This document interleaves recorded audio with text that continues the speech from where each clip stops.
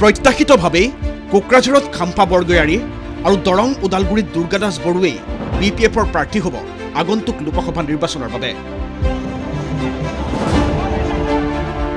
আনুষ্ঠানিক ঘোষণা হাগ্ৰামা মহিলাৰীৰ। কোকৰাঝাৰ লোকসভা সমষ্টিৰ পৰা আমি বাছি লৈছোঁ আমাৰ আগৰে ডেপুটি চিফ খাম্পা বৰগয়াৰী। দৰং ওদালগুৰি আৰু কোকৰাঝাৰ লোকসভাৰ দুটা সমষ্টিত আমি জিকাটো খাটাং। ইয়াত কোকৰাঝাৰত UPPৰ লগত হ'ব ফাইটিংটো আৰু দৰং ওদালগুৰিত BJP, কংগ্ৰেছ আৰু BPF তিনিকোণীয়া ফাইটিং হ'ব। আৰু বৰপেটাৰ বৰ্তমানৰ সাংসদ আব্দুল খালেকৰ প্ৰতি প্ৰাৰ্থিত্বৰ প্ৰস্তাৱ দিব পাৰে হাগ্ৰামাৰ দলে। এনে এক সম্ভাৱনাৰ উদয় হৈছে শনিবাৰে চিৰাঙৰ চামথাইবাৰীত হৈ যোৱা BPFৰ CWC বৈঠকৰ পৰাই। প্ৰথমে শুনক হাগ্ৰামা মহিলাৰীৰ এক বিশেষ ঘোষণা। পাঁচটা লোকসভা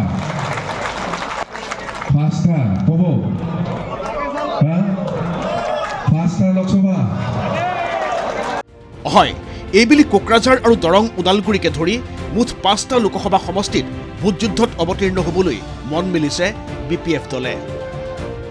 কোকৰাঝাৰ লোকসভা, দৰং ওদালগুৰি লোকসভা, তেজপুৰ লোকসভা, গুৱাহাটী লোকসভা, বৰপেটা লোকসভা, পাঁচটা।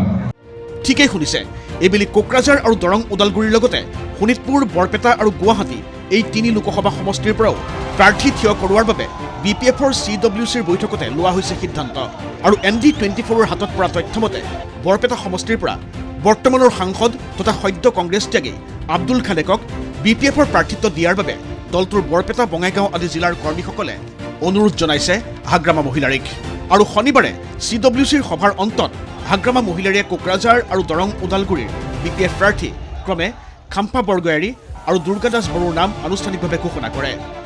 আমাৰ এগেইনষ্টত যিয়ে কেণ্ডিডেট নহওক, UPPL হওক বা BJP খেলক বা অন্যান্য খেলক, এইটো এটা ফেক্টৰ নহয়। সেই ব্যৰ্থ চৰকাৰখনৰ নেতৃত্বকে ইয়াত বিজয়ী কৰাই নে 17 বছৰ সুখ্যাতিৰে নেতৃত্ব দিয়া BPFৰ প্ৰাৰ্থীসকলক বিজয়ী কৰাই ৰাইজৰ ওচৰত মই এই প্ৰশ্নটো দিছোঁ। অৱশ্যে বাকী 3টা সমষ্টিৰ প্ৰাৰ্থীৰ নাম ঘোষণা কৰিবলৈ সময় লৈছে হাগ্ৰামাই। 3টা সমষ্টিটো আমি 3 দিনৰ পিছত আমি কৰিম। ইফালে BPFে প্ৰাৰ্থী ঘোষণা কৰাৰ দিনাই BTRৰ শাসক UPPLৰ সহযোগী BJPৰ দাবী কোকৰাঝাৰ এইবাৰ NDAৰ দখললৈ আহিব। আমি মিত্ৰ গোষ্ঠী হিচাপে AGP, BJP আৰু UPPL 3টা দলেই আমি বিপুল আশাবাদী যে বিপুল ভোট লৈ পেলাই আমি জয়যুক্ত হ'ম। BTR BJPৰ দাবী কোকৰাঝাৰত এইবেলি অন্ত পৰিব নৱশৰণীয়াৰ যুগ। আস্থা কেৱল মোদী ডাঙৰীয়াৰ ওপৰত আছে, মাননীয় মুখ্যমন্ত্ৰী হিমন্ত বিশ্ব শৰ্মা ডাঙৰীয়াৰ ওপৰত আছে। সেইকাৰণে মই জানো যে এইবেলি যে মিত্ৰ গোষ্ঠীৰ প্ৰাৰ্থী তেওঁ বিপুল ভোট লৈ জয়যুক্ত হ'ব। উল্লেখযোগ্য যে শনিবাৰে BPFৰ CWCৰ বৈঠকত প্ৰাক্তন মন্ত্ৰী প্ৰমীলা ৰাণী ব্ৰহ্ম, ৰিহন দৈমাৰী আদি জ্যেষ্ঠ নেতাসকল উপস্থিত আছিল যদিও সভাত দেখা নগ'ল UPPLত যোগ দিব বুলি চৰ্চাত থকা চন্দন ব্ৰহ্মক। কোকৰাঝাৰৰ পৰা সঞ্জয় ৰায় আৰু চিৰাঙৰ পৰা ইজাজুল হকৰ ৰিপৰ্ট ND24।